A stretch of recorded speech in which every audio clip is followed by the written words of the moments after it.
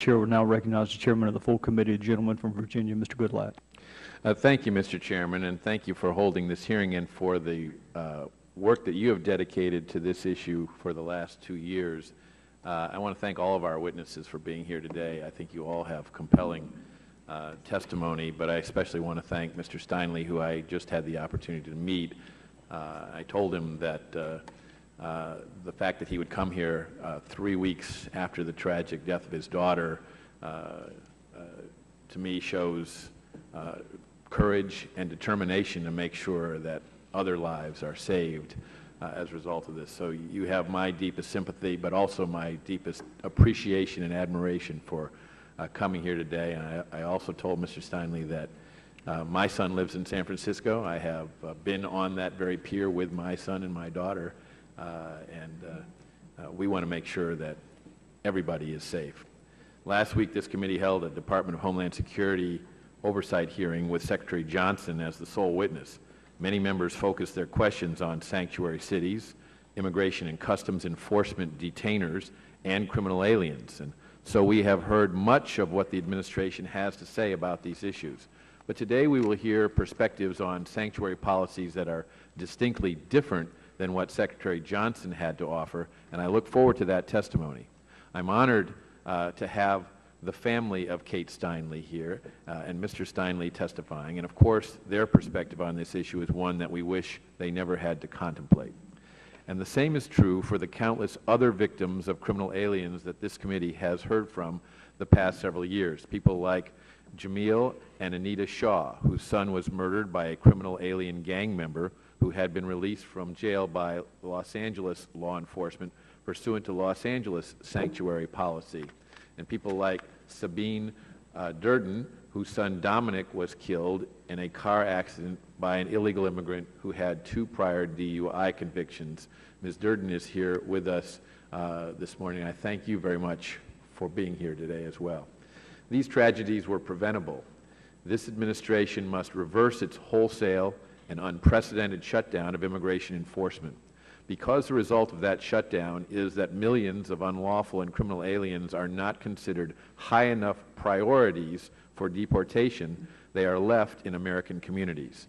In fact, in the last year, the number of administrative arrests of criminal aliens has fallen by 1/3, and the Department continues to release thousands of such aliens onto our streets.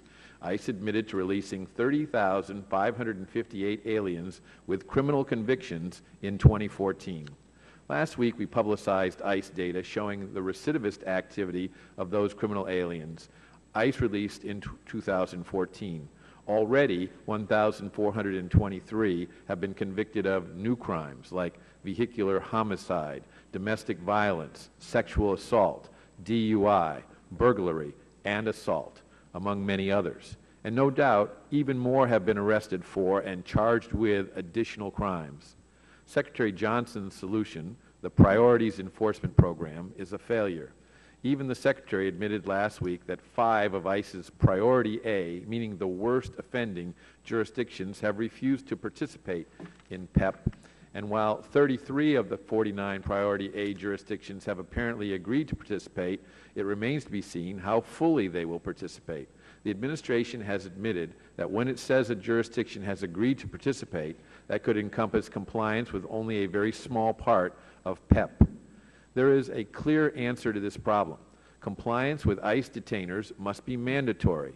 Jurisdictions that violate that policy must suffer consequences. And most importantly, Congress must no longer allow the President the ability to simply turn off the immigration enforcement switch. This committee has passed a bill that addresses all 3 of those priorities. H.R. 1148, the Michael Davis Jr. and Danny Oliver in Honor of State and Local Law Enforcement Act, introduced by Chairman Gowdy. While I look forward to consideration of H.R. 1148 on the floor, later today the House will vote on legislation to address one part of the solution to sanctuary cities. That bill is a good first step, and I will support it. I also appreciate the Majority Leader's commitment to me that we will take additional action to ensure compliance with our immigration laws in the future. Today I look forward to hearing the witnesses' thoughts on how to prevent sanctuary policies and the overwhelming number of crimes committed pursuant to these policies. And I also want to acknowledge that Mrs. Wilkerson, I think, is here this morning as well, and she testified before the Senate hearing on Tuesday. So I want to make it clear to everyone that this committee is committed to addressing this problem in a comprehensive way, and we have taken the first step by bringing the bill to the floor today, but that should not be the end. That should be the beginning of our efforts to make sure that American citizens are safe in their cities around the country. Thank you, Mr. Chairman.